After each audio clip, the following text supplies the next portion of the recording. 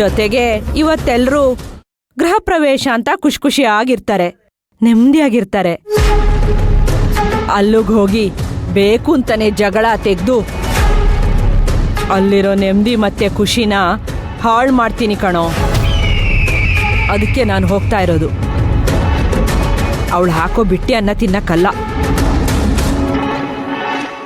ಸಾರಿಮ್ಮ, ನಿಮ್ ಬಗ್ಗೆ ತಪ್ಪು ತಿಳ್ಕೊಂಬಿಟ್ಟಿದ್ದೆ.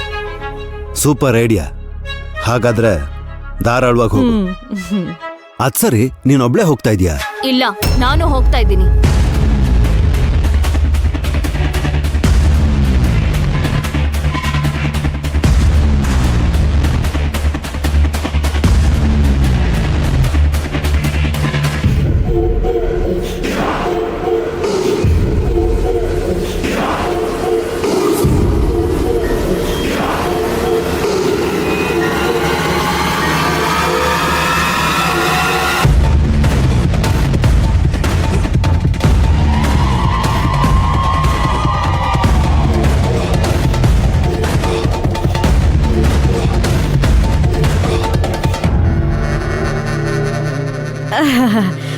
ಅದೇ ಅಭಿರಾಮಿ ಯಾವಾಗ ಬಂದ್ಲೋ? ನೀನ್ ನನ್ಗೆ ಹೇಳಲೇ ಇಲ್ಲ. ನನಗೂ ಗೊತ್ತಿಲ್ಲಮ್ಮ.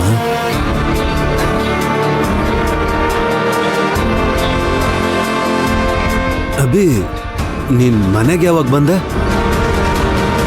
ಅದ್ ಸರಿ, ಎಲ್ಲಿ ಹೋಗಿದ್ದೆ ನೀನು? ಯಾಕೆ ನನ್ನ ನೋಡಿ ಶಾಕ್ ಆಯ್ತಾ?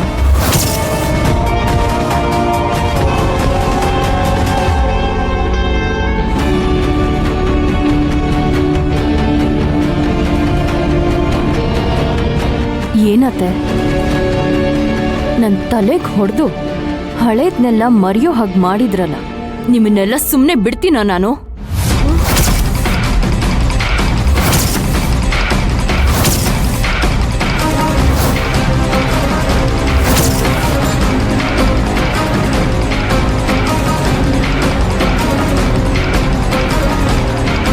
ರಾಮ್, ಮತ್ತೆ ಇವಳಿಗೆ ಹಳೇದೆಲ್ಲ ನೆನಪು ಬರಲ್ಲ. ಆಸ್ತಿ ಪತ್ರಕ್ಕೆ ಸೈನ್ ತಗೊಂಡಿದ್ದು ಆಯ್ತು, ಇವಳ ಕತೆನ ಮುಗಿಸ್ಬಿಡೋಣ ಅಂತ ಪ್ಲಾನ್ ಮಾಡಿದ್ದೆ ಅಲ್ವಾ?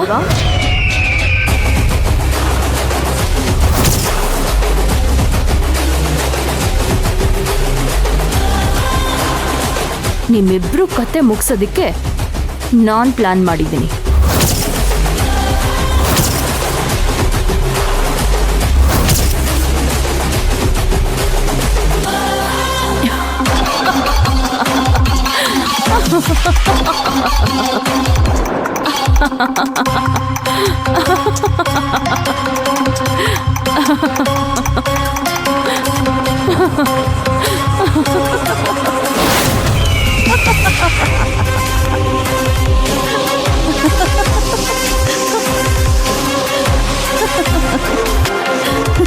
ಹೇಗಿತ್ತು ನನ್ನ ಚಮತ್ಕಾರ?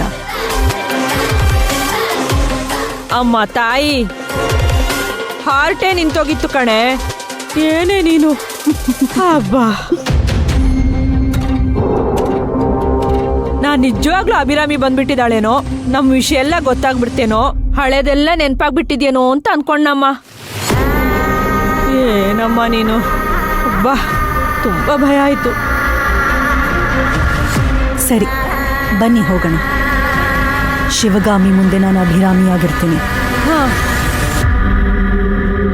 ಮನೆ ತುಂಬ ಹುಡ್ಕಾಡಿ ಅಭಿರಾಮಿ ಎಲ್ಲಿದ್ದಾಳೆ ಅಂತ ಕಂಡು ಹಿಡಿಯೋಣ. ಅವ್ರ ನೆಮ್ಮದಿನ ಸ್ವಲ್ಪ ಹಾಳು ಮಾಡಿ ಬರೋಣ. ಆದ್ರೆ ಹಾರಿಕಾ, ನೀನ್ ಹೀಗೆ ಬರ್ತೀಯಾ? ಮತ್ತೆ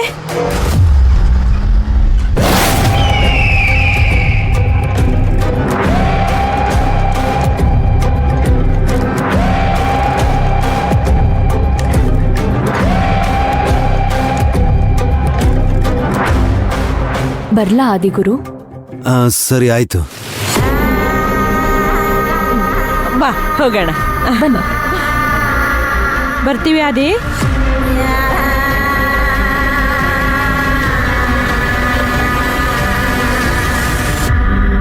ನಾನು ಹಾರಿಕಾನ ಏನೋ ಅನ್ಕೊಂಡಿದ್ದೆ. ಸಖತ್ ಶಾರ್ಪ್ ಇದ್ದಾಳೆ. ಮಗಳೇ, ಬಲಗಾಲಿಟ್ಟು ಮನೆ ಒಳಗೆ ಹೋಗು.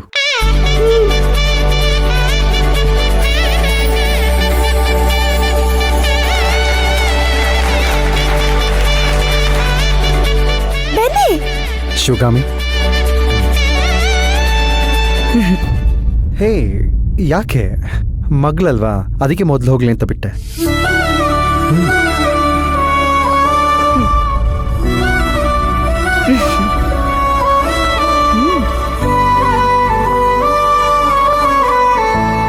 ಇಬ್ರು ಒಟ್ಟಿಗೆ ಹೋಗೋಣ.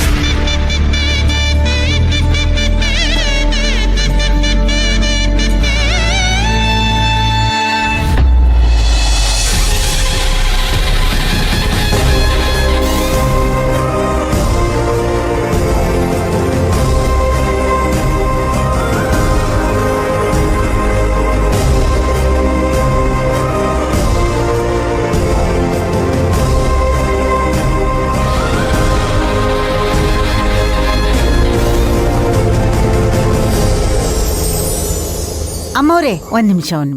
ದರ್ಶನ್ ಬಾಪ.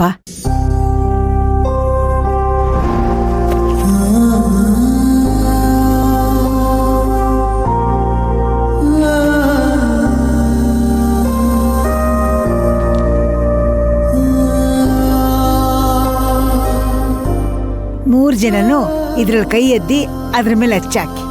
ಹಾಗಿದ್ರೆ ಮೊದಲಿಗೆ ನನ್ನ ಮಗಳು ಮಾಡ್ತಾಳೆ. ಆಯ್ತು, ತಗೊಮ್ಮ. ಬಾ ಮಗಳು.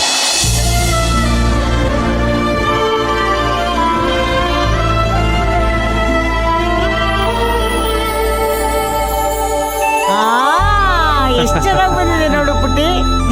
ಯಜಮಾನ್ರೆ, ನೀವು ಸರಿ.